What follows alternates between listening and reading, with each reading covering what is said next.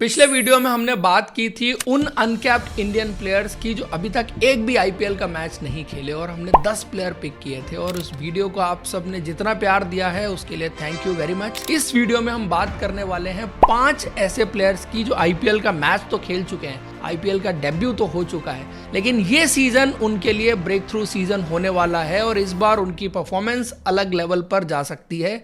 और इन 5 खिलाड़ियों में पहले नंबर पर है कुमार कुशाग्र। सैयद मुश्ताक अली ट्रॉफी में ईशान किशन ने 500 प्लस रन बनाए थे और लगभग 500 के आसपास रन इनके भी थे। और सैयद मुश्ताक अली ट्रॉफी में इन्होंने जिस तरह से बल्लेबाजी की, जो टच, टाइमिंग, क्लास इनकी बल्लेबाजी में नजर आ रहा था वो डिफरेंट था। कुछ सीजन पहले दिल्ली कैपिटल्स ने इनको बड़ी बोली लगा करके खरीदा था। आई थिंक 7-8 करोड़ रुपए जो है वो इनके लिए दिल्ली कैपिटल्स की टीम ने खर्च किए थे। तब हर कोई ये बात कर रहा था कि यार कुमार कुशाग्र के लिए दिल्ली कैपिटल्स ने इतनी बड़ी बोली कैसे लगा दी। शायद उसके बाद आप देखेंगे 2 सीजन पहले प्रोफेसर देवधर ट्रॉफी में इन्होंने रेयान पराग के साथ मिलकर कुछ पारियां खेली थी, तो बल्लेबाजी का लेवल वहां ऊपर जाना शुरू हुआ था। लेकिन इस बार इनकी बल्लेबाजी डिफरेंट नजर आ रही थी और ऐसा लगता है ना कि जब बल्लेबाज अपने पीक में बल्लेबाजी कर रहा होता है तो गेंद को छूता भरे और गेंद बाउंड्री की तरफ रॉकेट की तरह दौड़ी चली जाती है। तो ऐसा कुछ इनकी बल्लेबाजी में इस बार नजर आ रहा था।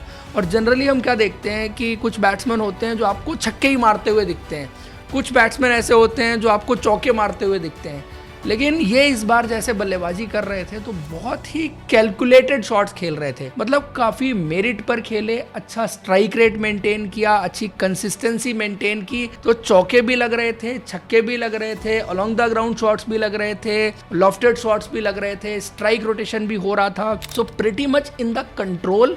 और जिस तरह की टाइमिंग, क्लास और सब चीजें इनकी बल्लेबाजी में देखने को मिल रही थी वो अलग थी। ये नजर आ रहा था सैयद मुश्ताक अली ट्रॉफी में इस बार कि कुमार कुशाग्र एक अलग लेवल पर बल्लेबाजी कर रहे हैं। इन्होंने सेंचुरी भी लगाई, कुछ बड़ी पारियां और भी थी और इस सीजन इनके लिए गुजरात टाइटंस की टीम में जगह बनना काफी लाजमी और स्पेशली नंबर 4 की पोजीशन पर, जहां पर आपका टॉप 3 अच्छा है। 3 नंबर जॉस बटलर आते हैं, 4 नंबर आपको एक वर्सेटाइल बैट्समैन चाहिए कि गेम सिचुएशन कभी आपको रोकने वाली है, पार्टनरशिप बिल्ड करने वाली है, वो भी कर ले और आपको बॉल बंद से बड़े शॉट्स चाहिए वो भी खेल ले। तो इन्होंने दोनों तरह की एबिलिटी दिखाई और काफी वर्सेटाइल प्लेयर है। इस बार नजर रखिएगा कुमार कुशाग्र के ऊपर कि किस तरह से बल्लेबाजी करेंगे। उसके बाद दूसरे प्लेयर हैं हर्ष दुबे। हर्ष दुबे पिछले साल जब आईपीएल में आए थे तो शुरू में 3 मैचेस में इन्होंने बड़े बड़े विकेट्स निकाले, चाहे वो विराट कोहली का हो, चाहे वो आंद्रे रसल का हो, चाहे वो मिचेल मार्श का हो, इंप्रेस किया था। लेकिन उससे पहले और बड़ा कारनामा करके आए थे। रणजी ट्रॉफी में एक ही सीजन में 69 विकेट लेने का रिकॉर्ड, अभी तक किसी ने इतने विकेट एक सीजन में नहीं लिए। 476 रन बल्ले से भी बनाए थे। फिर विजय हजारे ट्रॉफी के फाइनल में जो इन्होंने पारी खेली थी, ऑलमोस्ट विदर्भा की टीम को कर्नाटका के खिलाफ वो फाइनल जिता ही दिया था। तो ये सब पिछले साल की बातें थी। इस साल एड ऑन क्या हुआ है?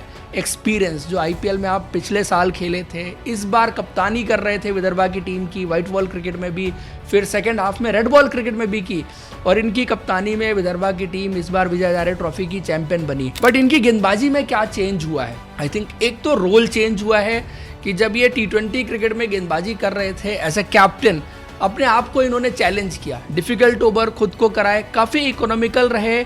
और ये ऐसा गेंदबाज है ना जिसके पास टेस्ट क्रिकेट वाला स्किल सेट भी है कि गेंद में जो रेप्स होते हैं, आप फिंगर स्पिनर्स के साथ इतने रेप्स बहुत कम देखेंगे।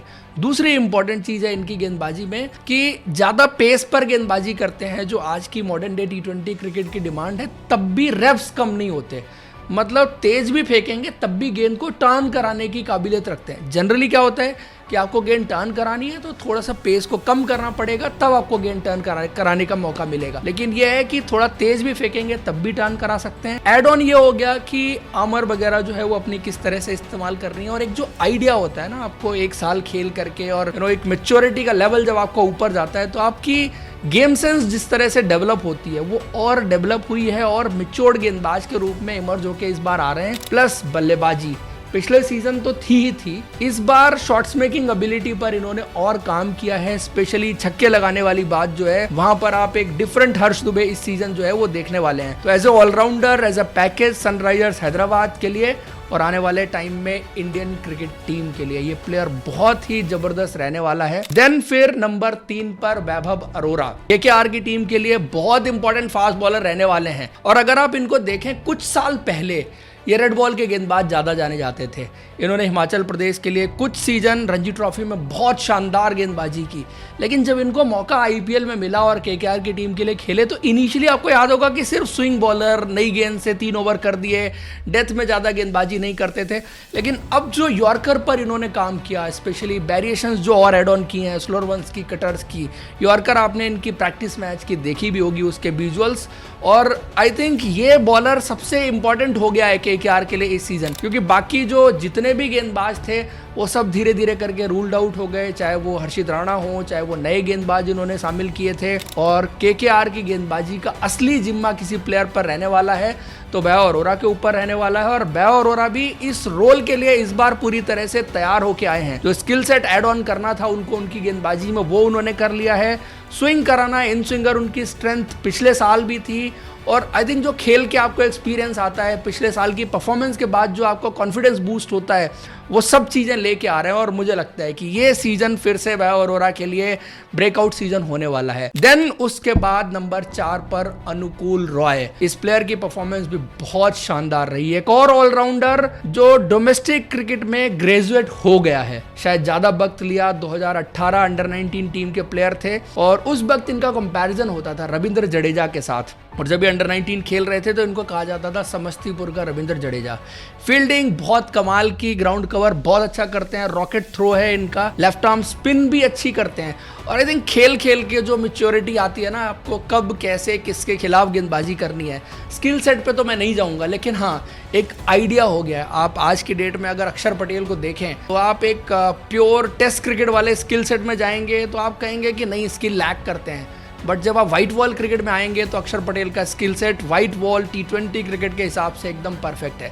सिमिलरली आप अनुकूल रॉय की गेंदबाजी को रख सकते हैं, और धीरे धीरे करके जो जो चीज़ें इंप्रूव हुई हैं उनकी गेंदबाजी में, जो आज की मॉडर्न डे T20 क्रिकेट की डिमांड है, प्लस बल्लेबाजी पहले कैमियोज पर चलती थी, ज़्यादा नीचे बल्लेबाजी करते थे, लेकिन इस सीज़न एक 95 रन की पारी जो उन्होंने अपनी टीम के लिए खेली थी, और ऑलमोस्ट इम्पॉसिबल सिचुएशन से वो T20 का गेम अपनी टीम को जिताया था।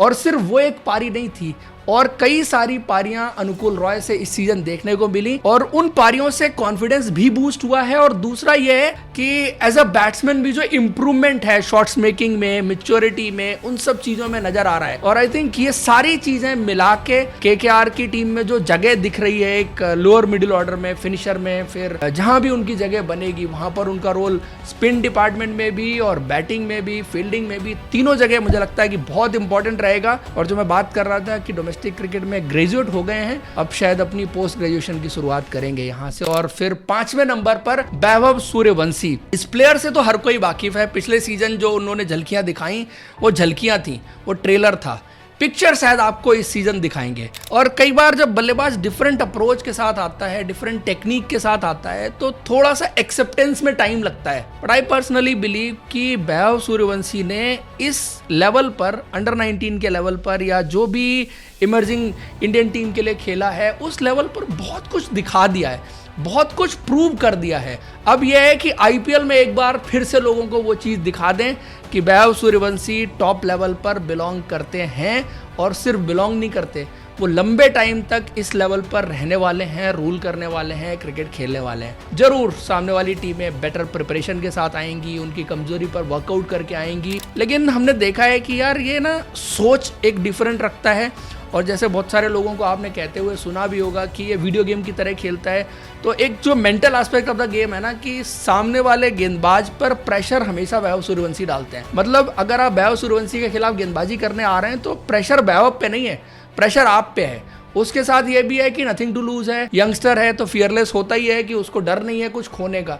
गेंदबाज अपनी रेपुटेशन लेके आता है। मान लीजिए मिचेल स्टार्क उसके सामने गेंदबाजी कर रहे हैं, तो मिचेल स्टार्क की रेपुटेशन है बट उसकी रेपुटेशन नहीं है, और वो उसी अंदाज में खेलता है। आगे जाएंगे तो रेपुटेशन बिल्ड होगी, उसका फर्क कितना पड़ेगा नहीं पड़ेगा वो सेकेंडरी चीज हो जाती है। बट आई थिंक जो स्पेशल दिखता है ना इस प्लेयर में, कि भाई साहब छक्के लगाने में इसका जवाब नहीं है, जो पावर लेके आते हैं, जो पावर प्रोड्यूस करते हैं, और कहां कहां से कैसे कैसे वो छक्के मार देते हैं, ये सब आप देख भी चुके हैं, और मुझे लगता है कि इस सीजन और देखेंगे। तो वैभव सूर्यवंशी को ऊपर जाते हुए और ग्रो करते हुए आप इस सीजन देखने वाले हैं। तो ये मेरे 5 प्लेयर हैं। आप लोग बताइए आपकी राय क्या है इस वीडियो के बारे में। इन्फॉर्मेशन अच्छी लगी है तो लाइक और चैनल को सब्सक्राइब जरूर करें। Thank you, see you in next video.